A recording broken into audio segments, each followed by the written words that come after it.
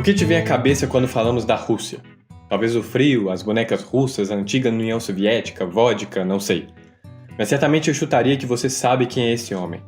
Vladimir Putin, o atual presidente da Rússia, está à frente do país há quase 18 anos e aparentemente vai se reeleger para mais 2 mandatos. Isso mesmo, estamos falando de Vladimir Putin presidente até 2036. Mas será que ele tem mesmo todo esse apoio ou podemos considerá-lo um ditador? Isso é o que vamos descobrir neste vídeo. Olá, seja muito bem-vindo ao canal. No panorama de hoje vamos descobrir o porquê de Putin ser tão popular na Rússia.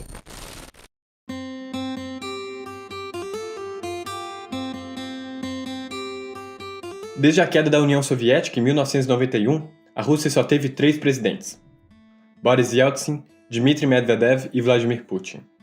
O atual presidente está atualmente no seu 4º mandato, mas a trajetória política já era evidente mesmo antes de se tornar presidente. Para entendermos melhor isso, vamos montar uma pequena linha do tempo. Em 1991 caía a União Soviética, e Boris Yeltsin tinha como missão reconstruir um país manchado por inúmeros escândalos do governo comunista, solucionar os problemas econômicos e conciliar as relações entre a Rússia e os demais países naufragados da União Soviética.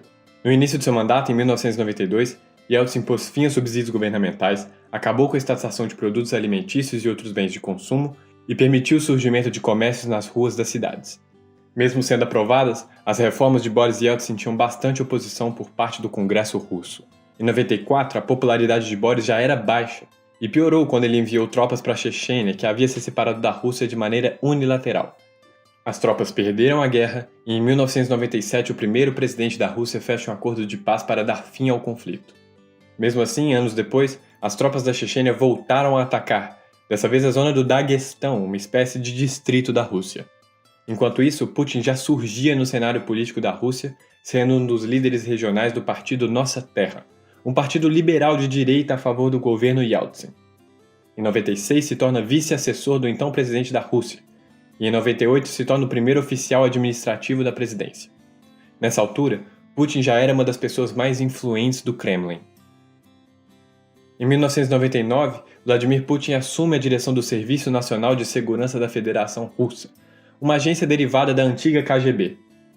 É importante mencionar que Vladimir Putin foi o primeiro líder civil das forças de segurança do país. Nesse mesmo ano, o então presidente Boris Yeltsin renuncia ao cargo após diversas tentativas de impeachment por parte da oposição e problemas médicos que havia lutado por anos anteriores. Quem assume? A segunda pessoa mais importante do Kremlin, Vladimir Putin. Ele chega em 1999 como presidente interino, mas em 2000 já se elege com 56% dos votos.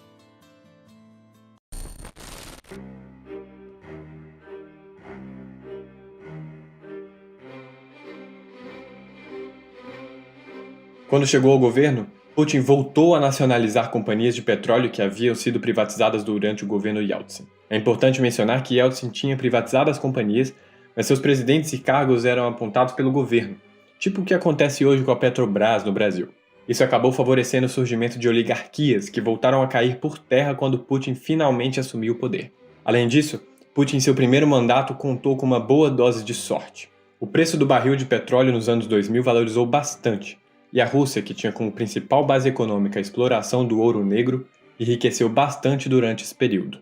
O caixa do governo foi usado para investir no setor humano e pela primeira vez uma classe média começou a emergir. Com maior estabilidade econômica e política, a vida dos cidadãos melhorou consideravelmente e o presidente ganhou destaque internacional pela mudança. Os cidadãos são totalmente gratos a Putin por isso, ele passou a ser visto quase como uma figura religiosa, diz Moshin Hashim, professor de ciência política e especialista em política russa no Muhlenberg College, nos Estados Unidos. Porém, em 2008, a crise econômica global que viria a afetar o mundo inteiro preocupou os líderes russos. Nesse ano, Putin terminava seu 2º mandato e não podia se reeleger, e seu sucessor era Dmitry Medvedev. Mesmo assim, Putin estava envolvido no governo na função de primeiro-ministro. E aproveitando que estamos falando aí de 2008, crise econômica e etc., foi nesse mesmo momento que a Starbucks estava abrindo suas primeiras lojas na Rússia, sabia? Tô deixando aqui no card um vídeo que explica mais sobre a expansão da marca nessa época e como ela conseguiu superar a crise econômica.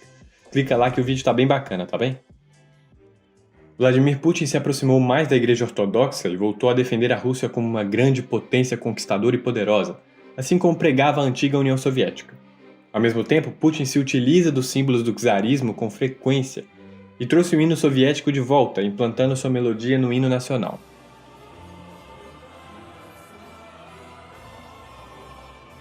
O professor Hashim, que falamos anteriormente, afirma que Putin não revive o comunismo, mas resgata a glória da União Soviética como uma grande potência.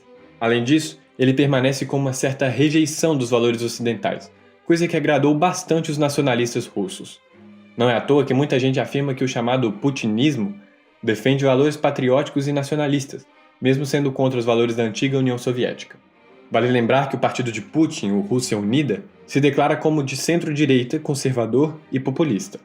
Putin retorna em 2012 à presidência e agora o mandato passa a ser de 6 anos ao invés de 4. O parlamento russo apoia Putin, sempre promovendo uma comparação com o governo de Boris Yeltsin. Nessa altura, os partidos defendem a ideia de que Yeltsin representa o fracasso. Fracasso das privatizações, da perda dos valores verdadeiramente russos, a aproximação da União Europeia e etc. Já Putin é diferente. Putin representa a glória renovada do povo russo, a grandiosidade seletiva da União Soviética, o lado bom do czarismo e um pulso firme na liderança da Rússia.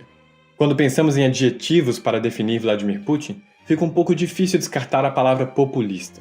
A verdade é que para grande parte do povo russo, Putin representa o grande protetor da nação, que revive sua grandiosidade diante dos adversários ocidentais. A política interna do presidente é feita pela política externa. Quanto mais ele se impõe à frente de outros países, mais ele ganha apoio em seu próprio território. A anexação da Crimeia e a interferência no conflito sírio são medidas que fazem parte da agenda nacionalista e que possuem a aprovação de grande parte da população russa.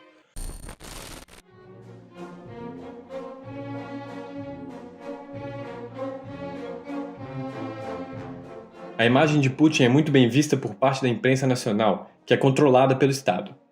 As fontes de informação alternativas e independentes são pequenas e quase não possuem espaço, e a maioria dos russos se informa por meio da televisão, tornando mais fácil manter a boa reputação do presidente da Rússia. Esse controle da mídia faz com que a oposição não tenha muitas chances contra o atual governo. O Dr. David White, especialista em política russa da Universidade de Birmingham, afirma que os oponentes de Putin não têm qualquer chance, pois nem têm oportunidade de passar suas mensagens. Além disso, há fortes indícios que o Comitê Eleitoral Central esteja impedindo qualquer ameaça ao atual governo. Segundo Moshim Hashim, oponentes políticos e adversários ideológicos são agredidos e até mesmo assassinados, segundo relatos de civis. O Kremlin enfraquece qualquer tipo de oposição à força. Em 2018, o líder da oposição, Alexei Navalny, teve sua candidatura negada por condenações criminais passadas. Ele, em sua defesa, alegou que sua candidatura foi propositalmente barrada por interesses políticos. Com Alexei fora do caminho, a maior oposição de Putin era Pavel Grudinin, do Partido Comunista. Em 2018, Putin foi eleito com 77% dos votos. Em abril de 2021, Vladimir assinou uma lei que o permite se reeleger por mais 2 mandatos presidenciais. Em princípio, o presidente russo deveria deixar o cargo em 2024, ano em que completaria 20 anos à frente do país, isso sem levar em conta os anos em que era primeiro-ministro. Segundo o Instituto de Pesquisa Independente Russo Levada Center, 51% dos cidadãos entrevistados apoiam que Vladimir Putin permaneça no poder para além de 2024.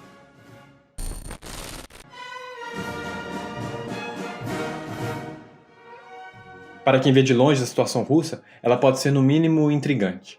A figura de Vladimir Putin pode ser muito enigmática, e sua popularidade exacerbada levanta diversos questionamentos, independentemente do espectro político. Será que temos uma democracia plena na Rússia ou estamos diante de um regime autoritário? Qual o impacto que a mídia tem acerca da formação da opinião dos cidadãos russos? Mas, ao mesmo tempo, não é de todo estranho um regime hipoteticamente autoritário estando a promover o bem-estar dos cidadãos e a melhoria da qualidade de vida dos civis? Bem, estando de fora não dá para entender com muita precisão o que acontece na Federação Russa e no Kremlin. Mas das duas uma. Ou estamos diante de um líder democrático brilhante, ou estamos diante de um novo czar, como sugere o investigador do The New York Times Stephen Lee Myers. E você, o que acha sobre Vladimir Putin? Comenta aqui embaixo a sua opinião que eu quero saber, tá bem? E se você se interessa sobre economia e política europeia, tô deixando aqui um vídeo sobre a recuperação econômica da Alemanha, daquela mega inflação que eles tiveram nos anos 20. Clica aí que eu te aguardo lá. Um grande abraço e até o próximo vídeo.